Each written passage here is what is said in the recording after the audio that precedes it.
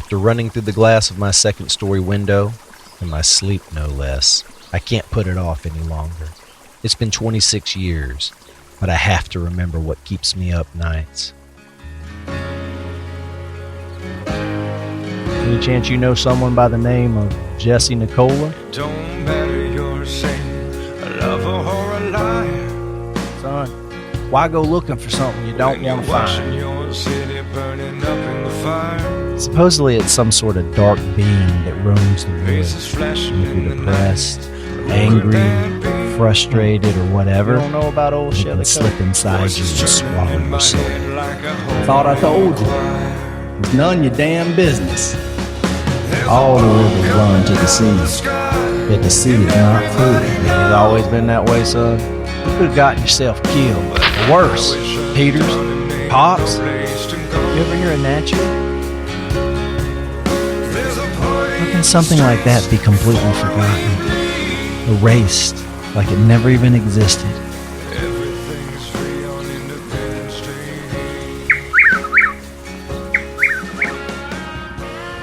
You're listening to The Preacher, The Fisherman, and The Cahaba, a dramatic, audio-based interpretation of the novel by the same title, anticipated for release in October of 2020. This tale, recounted from my hospital bed, is told in order, so if you're joining us in the middle, it may be best to start at the beginning. We'll be here when you get back. But to be fair, you may want to hurry, because like the innocence of youth, it won't likely last forever.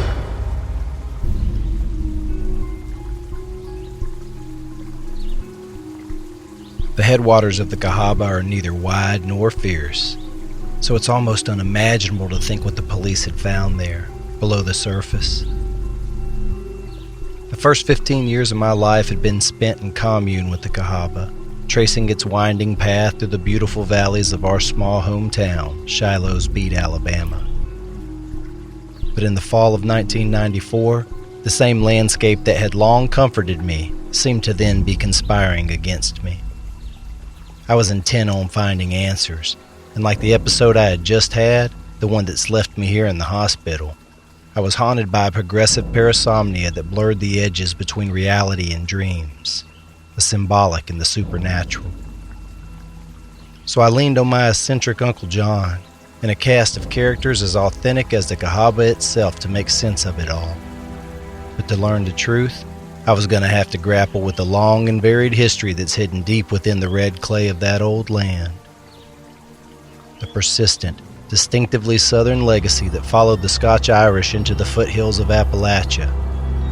But the truth is messy, and as well as I knew that old creek, I wasn't wandering alone.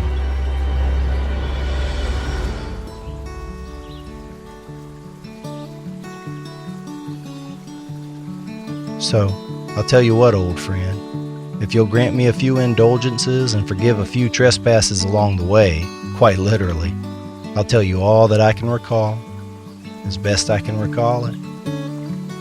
Maybe not as it is, quite possibly not even as it was, but as it surely must have been.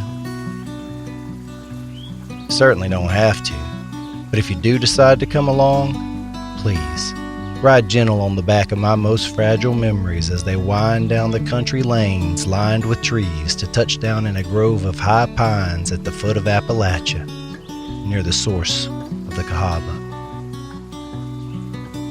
I'll release new episodes every week, beginning the week of September 14th. Each episode will contain at least one, most times several, chapters of the book, accompanied by music and additional narration.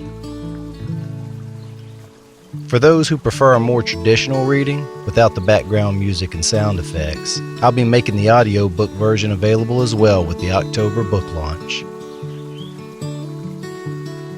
The Preacher, The Fisherman, and The Cahaba was written for the kindred souls of my little hometown, too many of which have since passed over the creek to the other side, where I hope to see them again someday.